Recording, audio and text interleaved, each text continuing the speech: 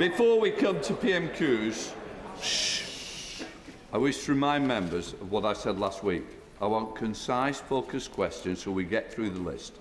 I want much less barracking and heckling of members, and that behaviour is discourteous and does nothing to enhance the reputation of our House or its ability to scrutinise the Prime Minister. I expect members to reference each other in a courteous and orderly fashion.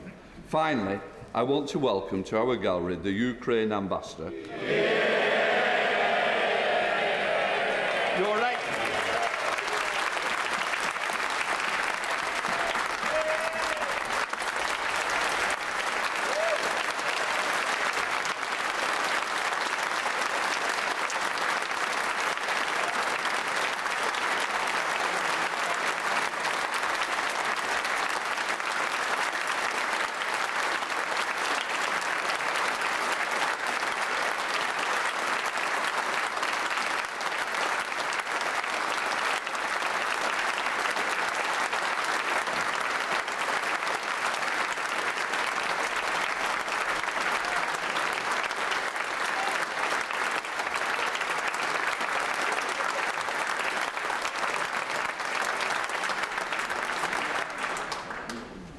Your Excellency, we generally do not allow applause in this chamber.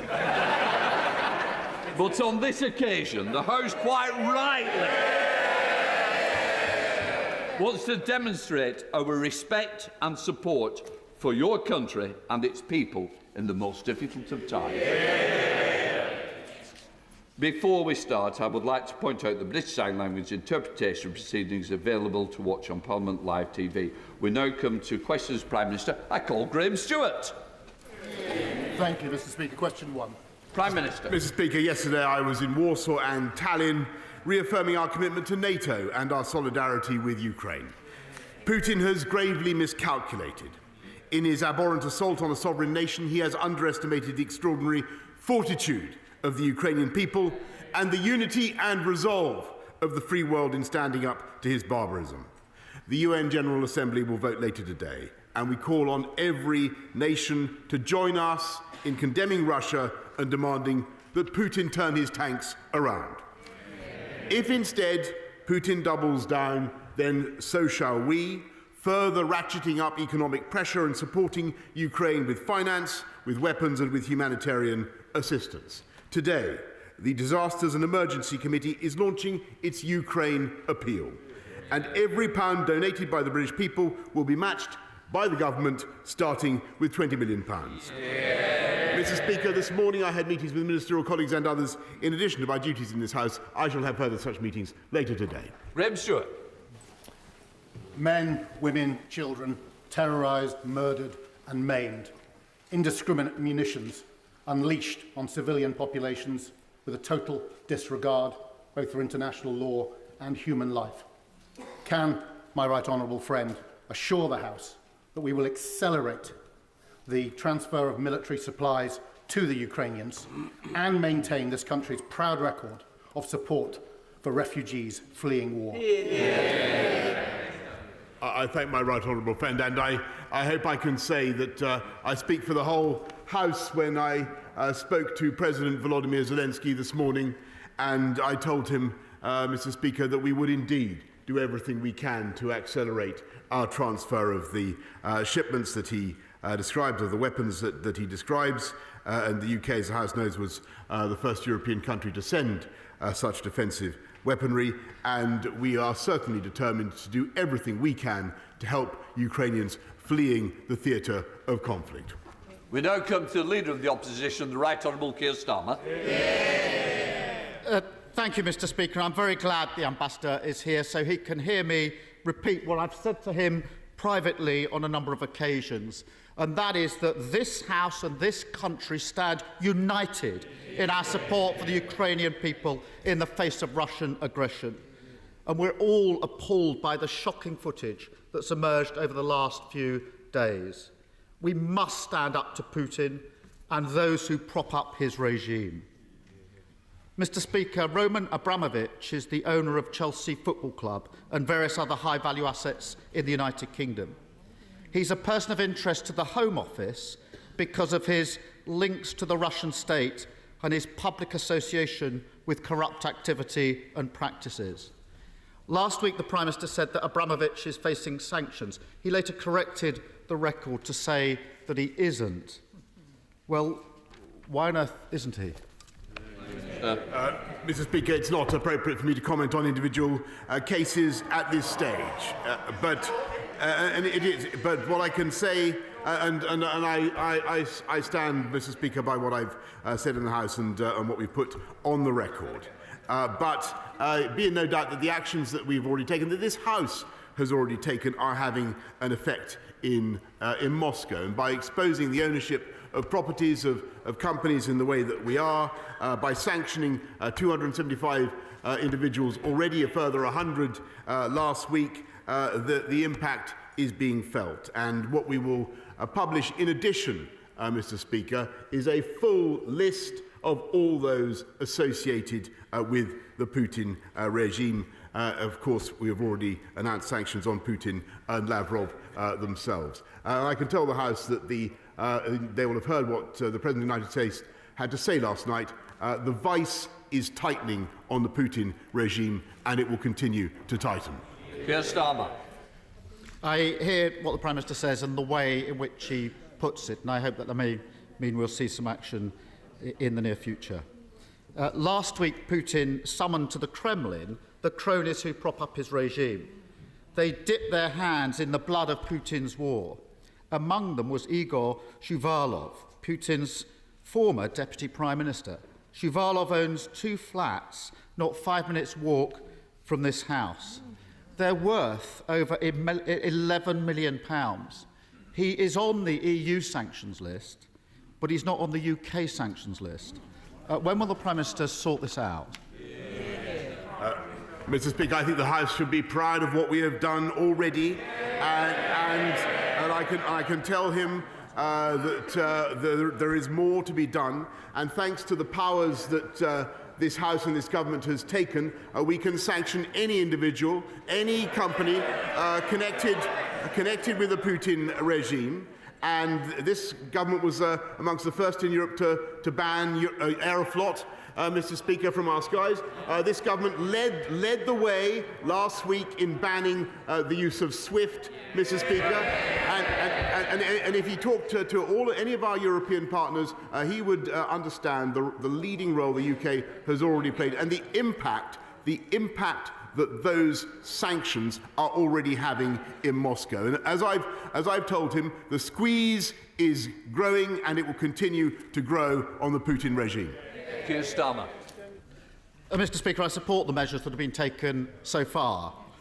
The ownership of Shuvalov's flats is registered under Sova Real Estate, which is actually owned by Shuvalov and his wife. We only know which oligarch lurks beneath that shell company because of the information obtained and disclosed by Alexei Navalny. Navalny, of course, was poisoned by the Russian state, and he now sits in a Putin jail. Transparency is essential to rooting out corruption. It should be built into our law, but it's not. And I'm ashamed that we only know about Shuvalov's Westminster flats because a dissident risked his life. Is the Prime Minister?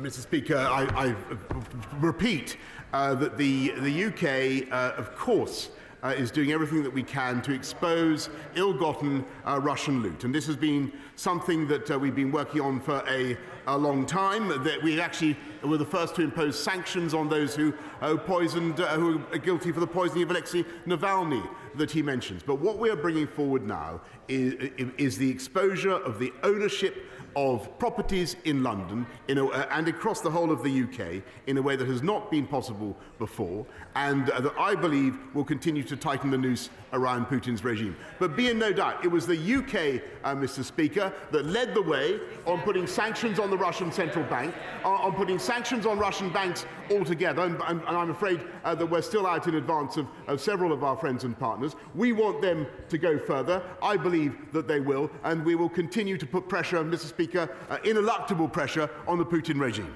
Keir Starmer.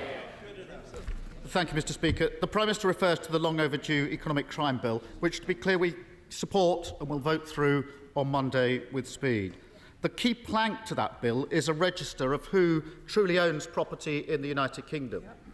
But it doesn't come into force for existing owners like Shuvalov until 18 months after the bill passes. At best, that's autumn 2023. Far too long for the Ukrainian people. Why are we giving Putin's cronies 18 months to quietly launder their money out of the UK property market and into another safe haven? Mr. Speaker, the impact of what the UK is doing and the impact of the... And I think the whole House should be proud of what we have done, because we have led the way on this.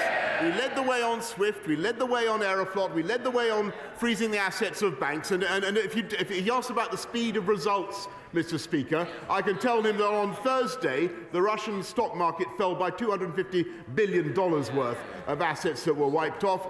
The ruble fell by about 40%. We're now in the third day, Mr. Speaker, in which the Russian stock market has not been able to open. That is thanks to the package of global sanctions, or Western sanctions, that the UK has led in enforcing on the Putin regime. And I think he should acknowledge that. Stop. I have acknowledged it, and I do again. What I'm offering is support to speed this up. On Monday, the Prime Minister knows he has the House with him when this economic crime bill goes through. We could do this on Monday at speed, and I think the whole House would welcome that. So it's an invitation to work together, Prime Minister. The Business Department published a white paper this week. It rightly sets out that the UK's companies register is being exploited to further the interests of the UK's enemies, to help them move stolen money into the West. But the same department, on the very same day, published an economic crime bill which did nothing to address this, leaving Companies House untouched and still exploited. So will the Prime Minister work with us to amend the bill on Monday to include the most basic reforms like identity checks for directors? As I've said, Mr. Speaker, we are bringing forward at an accelerated pace measures to whip aside the veil of anonymity of those who own assets in this country and those who own property in this country. And furthermore, Mr. Speaker, we are going to be publishing a list of all those, Mr. Speaker, who have assets that are related to the Putin regime. I'm delighted by the support that the Right Honourable Gentleman is offering. If we can work together to make sure that we strengthen and accelerate the package, then all the better. Keir Starmer. Mr. Speaker, we will work in that spirit and bring forward amendments on Monday to try and achieve all the ends that I've identified in these questions. And I think this can be voted through on Monday at speed with the full support of the House. And I'm very pleased that we can show that unity with the Ambassador here watching us. In this week of darkness, we have seen glimmers of hope in the resolve of Ukraine, in the unity of our allies, and in the bravery of Russian protesters. They remind us that the Russian people are not our enemy. They are the victims of thieves who've stolen their wealth and stolen their chance of democracy. For too long, Britain has been a safe haven for stolen money. Putin thinks that we're too corrupted to do the right thing and put an end to it. Does the Prime Minister agree that this House and this country stands united in our support for Ukraine, and now is the time to sanction every oligarch and crack open every shell company so we can prove Putin wrong? Prime Minister. Yes, Mr. Speaker, and that's why this government has brought forward the unprecedented measures that we have. And I know that the whole House will agree with me that nothing we do in rooting out corruption and corrupt money in London or any other capital should for 1 minute, and I want to agree with him very strongly, should for 1 minute distract from where the true blame for this crisis lies, which is wholly and exclusively and entirely with Vladimir Putin and his regime. And I'm glad that the benches opposite are resolved as we are that Putin must fail in his venture, and that we must ensure, Mr. Speaker, that we protect a sovereign, free and independent Ukraine. And that is what we are going to do. And with the unity of this House, Mr. Speaker, with the continued heroism and resolve of the Ukrainian people, which is so amazing that we've seen over the last few days, and with the unity of the West that we are seeing, which I think has also taken aback President Putin, I've no doubt at all, Mr. Speaker, that he will fail and that we will succeed in protecting Ukraine. Hill Parish. Shoot. Thank you very much. Thank you very much, Mr. Speaker. Can I, first of all, say how brave the Ukrainian people are, and they have our full support across the whole House. Can I also commend the Prime Minister and the Government for the excellent actions we have taken so far. Ukraine is very much the breadbasket of the world, and it grows much wheat. And so therefore, Prime Minister, I think we need to make sure there is food security and also security of global food supply. So would the Prime Minister agree with me that we need also to look to our production in this country to make sure that we can maintain good standard of food production and enhance our food production in order to keep good food and affordable food for the future? Yes, my honourable friend knows whereof he speaks, Mr. Speaker. He is a great advocate of UK food and farming, and that's why we're increasing the Farming Investment Fund to £48 million. We have a massive opportunity, particularly for UK fruit and vegetables. We now come to the Leader of the SNP, Ian Blackford. Thank you, Mr. Speaker. And can I join you in welcoming the Ukrainian ambassador to our proceedings? Mr. Speaker, with every passing hour, the world is witnessing the horrors of Putin's war in Ukraine. In Kherson, a family of 5, a mother, her parents, her 6-year-old daughter and her baby son were murdered in cold blood by Russian troops. In the same city, a 12-year-old boy watched his mother die as he desperately attempted to save her from the rubble of her own home. These are war crimes happening in Europe right now. Vladimir Putin is a war criminal. And one day soon, Putin must face justice in The Hague. Mr. Speaker, to prosecute Putin and his regime, the full range of war crime charges need to be used, including the crime of aggression by a state. But the UK has always refused to sign up to the prosecution of this crime in international law. Surely with Putin's crime of aggression in plain and horrific sight in Ukraine, now is the time to drop that opposition. Will the Prime Minister meet with me to discuss this? And will he amend the UK War Crimes Act?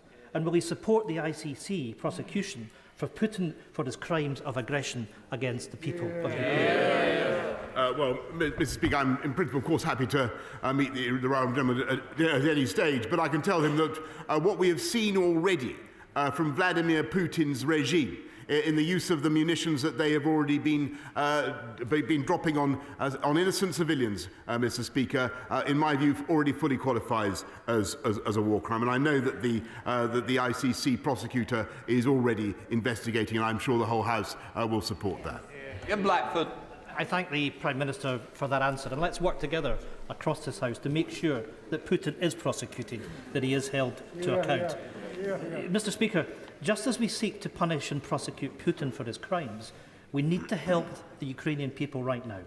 Hundreds of thousands of Ukrainians are fleeing the horrors of this war, and they desperately need refuge and sanctuary. The UN estimates that well over 500,000 Ukrainian refugees need urgent help, most of them women and children. This is a moment for Europe to stand united in the face of Putin's war. The European Union have acted and waived all visa requirements for Ukrainian refugees. The UK government stands alone on our continent in so far refusing to do the same. Nicola Sturgeon, Scotland's First Minister, has made clear our country stands ready to open our borders and our hearts to the people of the Ukraine, but the UK government must bring down the barriers. Will the Prime Minister join with our European partners and waive all visa requirements for the people of Ukraine who are fleeing war? Mr. Speaker, the EU already, because of its Schengen border-free zone, has its own arrangements with Ukraine. They've differed for a long time from those of the UK. But what we do have is a plan, Mr. Speaker, to be as generous as we possibly can to the people of Ukraine, and the numbers that will come just under our family reunion scheme could be in the hundreds of thousands, to say nothing of the special new path that we're opening up for those coming, the humanitarian path, Mr. Speaker, that is also uncapped. And I think that's the right thing to do. What we won't do, Mr. Speaker, is simply abandon all checks. We don't think that that is sensible, particularly in view of the security concerns, the reasonable security concerns about people coming from that theatre of war. James Daly. Thank you very much, Mr. Speaker. On the 28th of July last year, every Labour councillor in Bury voted in favour of Andy Burnham's plan to impose a 493 square mile clean air charging zone upon my constituents and the residents of Greater Manchester. The Mayor's plan, a tax on jobs and opportunity, is based upon flawed data and should be scrapped. Does my right honourable friend agree? Yes, Mr. Speaker, and as somebody who once had to deal with a badly thought out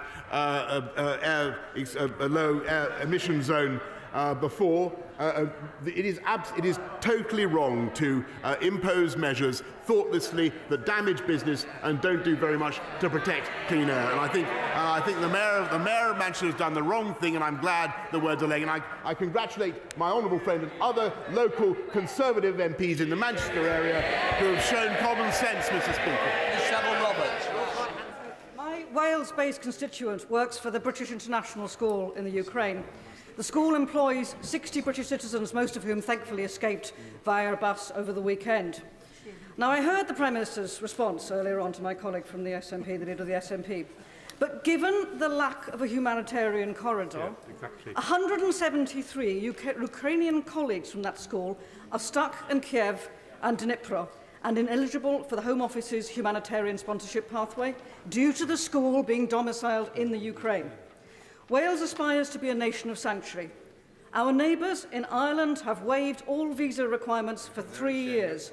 Why won't he allow us to provide the same humanitarian welcome?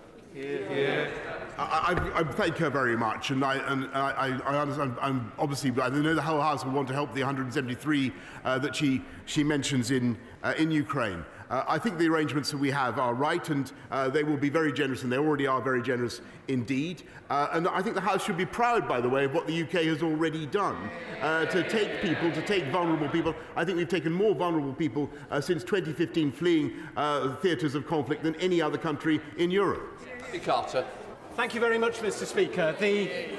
The nurses and doctors working at Warrington Hospital in my constituency provide selfless care for families living in some of the most deprived areas of England, where life expectancy is 12 years lower than that of the national average.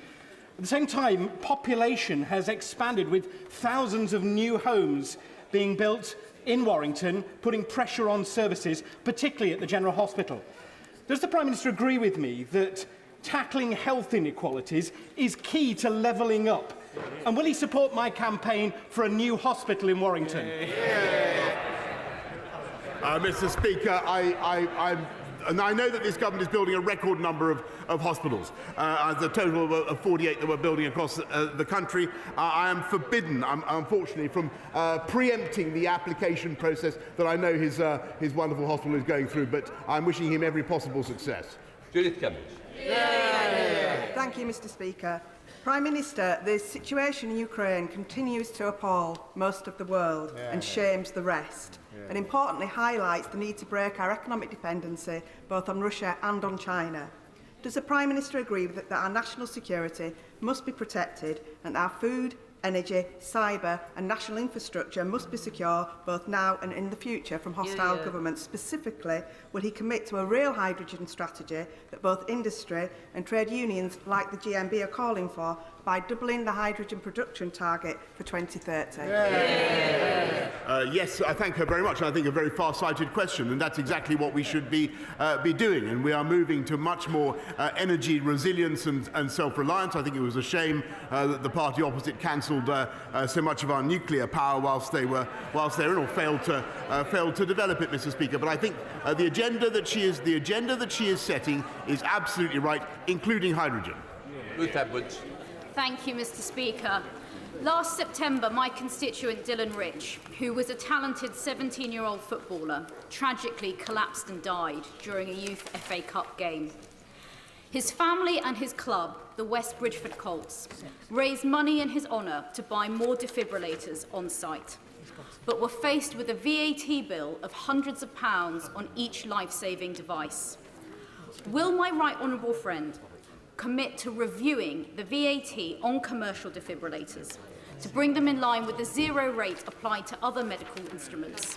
And will he meet with me, Dylan's family and his club to discuss this much-needed change?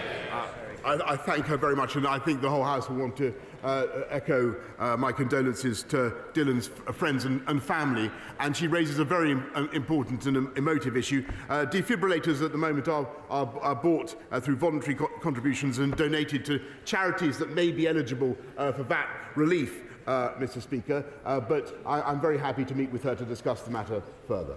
Lesterson. Will the Prime Minister instruct the Conservative Party to give to Ukrainian humanitarian causes the £2 million they've accepted from Lubov Chernukin? This includes £80,000 referred to in data released today by the Electoral Commission. Now, I know he doesn't want to tar everyone with Russian links with the same brush, and neither do I. But leaked documents... They might want to listen to the question, Mr. Speaker. Leaked documents show that Vladimir Chernukin received $8 million from a Russian member of Parliament, an ally of Putin, who was later sanctioned by the United States. Mr. Speaker, this is an opportunity for the Conservative Party and for the Prime Minister to end the suspicion of conflicts of interest with Putin whilst showing solidarity with the Ukrainian people. It is absolutely vital, Mr. Speaker, if we are to have a successful outcome in what we are trying to do collectively, united with Ukraine, that we demonstrate that this is not about the Russian people, Mr. Speaker. This is about the Putin regime. To Liam Fox. Thank you, Mr. Speaker. Does my right honourable friend agree that choices always have consequences? Putin has chosen, to inflict death and destruction on the people of Ukraine and must be made to pay. But others, including those in the Russian military and Russian oligarchs, could still choose to be on the right side of history. Will my right honourable friend and other world leaders tell them to make the right choice and to make it soon, because in this conflict, time is life? I think my right honourable friend has made a very powerful and important point, and I do hope that those who have any links with the Putin regime, whatever, anybody, any so-called oligarchs, all those who are in any way associated with their regime, take this opportunity, as some brave individuals already have, to dissociate themselves from this barbaric invasion. Kate Osborne. Thank you, Mr. Speaker. 2 weeks ago, in a letter to the Prime Minister, I outlined that over 500,000 people in the UK are immunocompromised, and to them the idea of living with COVID is frightening, and many charities such as the MS Society are not reassured by the government's lifting of restrictions around free testing and isolation. So does the Prime Minister agree with me that in order to protect this group, free COVID-19 testing must continue and include their families and friends, as well as any unpaid carers, so that they can really be allowed to live with COVID? Prime Minister. I thank her, and as I said to her, I think last week, it is absolutely essential that those who are immunocompromised, the clinically extremely vulnerable, continue to have access to free testing and all the therapies and antivirals that they need. Close question, Bob Seeley. Well, please, Mr. Speaker.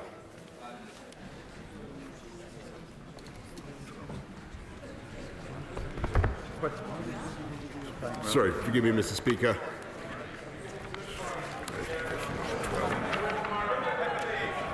Thank you. I thank my honourable friend for his question. We're carefully reviewing responses to our recent consultation on a range of legislative proposals to counter state threats, including foreign agents' registration.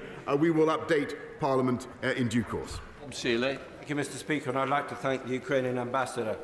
Dobry den, drug moi, уважаемый посол, дякую вашему народу. Slava Ukraina, Slava Ukraina. Okay. The benefit of the rest of the House, please. I just said thank you to him and thank you, sir. Key oligarchs enforce the Kremlin's hybrid conflict. In Britain, one of its aims is to ensure safe passage for money flows offshore, whilst law firms intimidate into silence those who would investigate, be it the media or even the National Crime Agency. Does the Prime Minister understand that this is how state corruption happens, and this is systemic, planned subversion? Does he realise the seriousness of what's been happening to the law firms and the finance companies in recent years? I think he's raising a very important point, and the law firms in this country are regulated by the Solicitors Regulation Authority. They were reminded on the 23rd of February of the need to comply with sanctions regulations, legislation, and there are regular checks to ensure that they are doing so. They have responsibilities under that regime to safeguard the UK and to protect the reputation of the United Kingdom legal services industry. And clearly, they will face sanctions if they fail to do so. Chris Brown. Thank you, Mr. Speaker. Putin is the only enemy, but I do feel ashamed. The United Kingdom signed the Budapest Accord in 1994, guaranteeing the territorial integrity of Ukraine. 23 men who once sat on these benches gave their lives for plucky little Belgium. They have shields down that end. 22 did the same for Poland. They have shields down this end. And we're not guaranteeing the territorial integrity of Ukraine. We're not even, I don't want war, nobody wants war, but we're not even sanctioning Sergei Shoigu, the Russian defense minister, yet, nor Igor Osipov, the commander of the Black Sea Fleet, or Uzmanov, Sechin, Peskov, Abramovich, Roldugin, or the members of the Russian Duma who voted for this war. Why don't we use parliamentary privilege to get this out there so the lawyers can't attack the sanctions that we must surely bring rapidly today? Mr. Speaker, I hear him, and I know that the whole House will understand his feelings and his frustration that no country in the West is going directly to the support of the Ukrainians with direct military assistance, and that is a reality that we simply have to accept, because the consequences of a direct confrontation between the UK and Russia would be, I think, and indeed other Western countries and Russia, would not be easy to control. And if I can repeat the point I made earlier, I think they would play directly into Putin's narrative. That this is about, he says it's about him versus the West, he says it's about him versus NATO, we say it's about him versus the Ukrainian people, Mr. Speaker, and that is, I'm afraid, the difference. And as for what he says about shame, actually, I'm proud of what the UK has been able to do so far. I'm proud that we've given a lead, not just on sanctions, Mr. Speaker, where we insisted on the toughest measures, including for SWIFT, which had a dramatic effect, but also we were in the lead, Mr. Speaker, of all European countries in offering military assistance to Ukraine, and we will continue to do so. I know that he would like to go further. If I understand him correctly, he would like to go further, but I can tell the House that we are going to continue to go further, not just with military assistance, but also by tightening the vice on the Putin regime. Mr. Speaker, in addition to the tragedy in Ukraine, I know the Prime Minister also wants to slash red tape to make Britain more internationally competitive. David Cameron succeeded, but after he left, we abandoned his proven one-in, two-out regime and added billions in red tape costs instead. Last month's benefits of Brexit document repeats the mistake, vetoing one-in, two-out for another toothless regime. Can I urge the Prime Minister to step in before it's too late? Otherwise, the blob will win and we will fail to deliver a key benefit of Brexit. Mr. Speaker, I'm delighted to say that we have a new Secretary of State for post-Brexit freedoms, and that he is driving a campaign to reform, repeal and replace outdated legislation and regulation across the board. And I don't know about the blob, Mr. Speaker. I can think of no more fearsome antagonist for the blob than my right honourable friend. Shelbrooke. Thank you,